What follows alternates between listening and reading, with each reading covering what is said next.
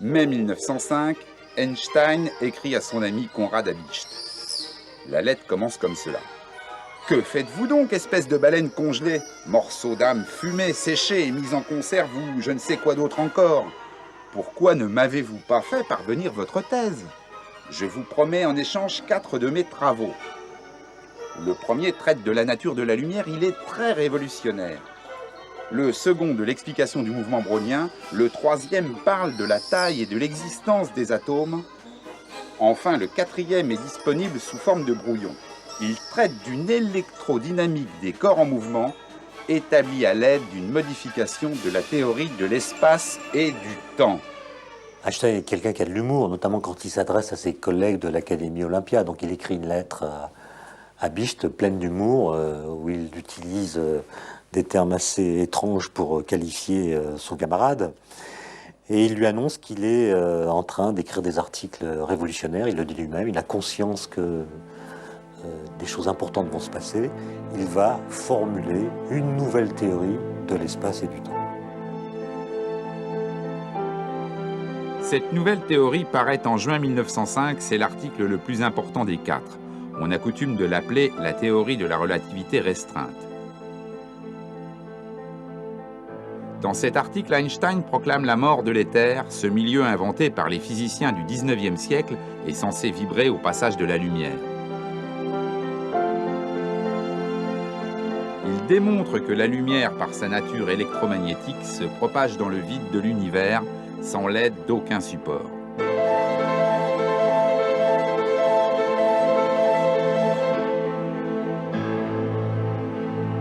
L'éther exit de la physique avec Einstein. Et une deuxième conséquence, c'est que ça change tout à fait l'interprétation de l'expérience de Michelson-Morley.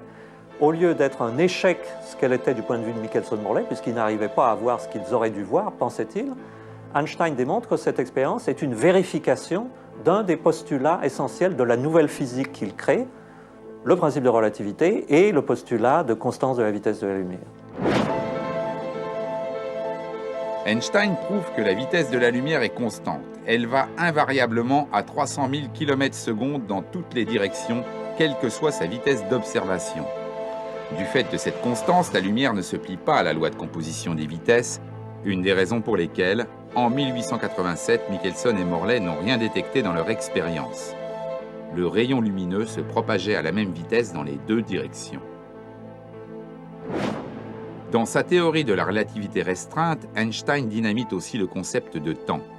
Avant Einstein, le temps était conçu depuis Newton comme quelque chose d'absolu, d'universel, qui était comme un grand rythme, qui battait comme un cœur, le cœur de l'univers, qui bat également pour tous les êtres, alors qu'Einstein nous dit essentiellement la chose suivante, il y a autant de temps que d'observateurs. Prenons un exemple, si vous avez deux horloges de même fabrication, une horloge qui reste sur Terre et l'autre qui part avec une grande vitesse et puis qui revient vers son horloge jumelle ensuite, Einstein nous dit que l'horloge qui revient ne marquera pas le même temps que l'horloge qui est restée sur Terre. Et pourtant, si on remplace l'horloge qui se déplace par un être humain ou n'importe quel être vivant, il n'aura jamais le sentiment que le temps se ralentit. Et c'est ce point-là qui est le point central de la théorie de la relativité, et seul Einstein l'a pensé en juin 1905. Le physicien Paul Langevin a imaginé dans les années 20 une métaphore pour illustrer cette relativité du temps. C'est le fameux paradoxe des jumeaux de Langevin. Ignition sequence starts. 6, 5, 4, 3, Deux frères jumeaux, l'un part voyager dans l'espace, mais à une vitesse immense, proche de celle de la lumière. L'autre reste sur Terre. Le temps passe. C'est un long voyage, un très long voyage. Un beau jour, son frère revient et, ô surprise, il est plus jeune que lui. À cause du voyage passé à une immense vitesse, le temps propre de celui qui est parti s'est écoulé plus lentement que pour celui qui est resté sur Terre. Cette perspective relativiste qui se produit à une grande vitesse peut paraître déconcertante, elle fait partie désormais de notre quotidien.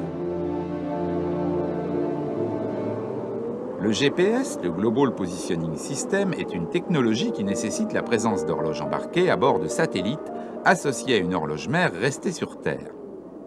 Or, la vitesse élevée des satellites provoque un effet relativiste qui ralentit le temps propre des horloges en orbite. Résultat, l'effet impose de corriger un écart de 38 millisecondes par jour qui correspond à l'arrivée à une erreur de positionnement de l'ordre de 11 km. Une dérive inadmissible corrigée en permanence automatiquement, conformément aux prévisions d'Einstein un siècle auparavant.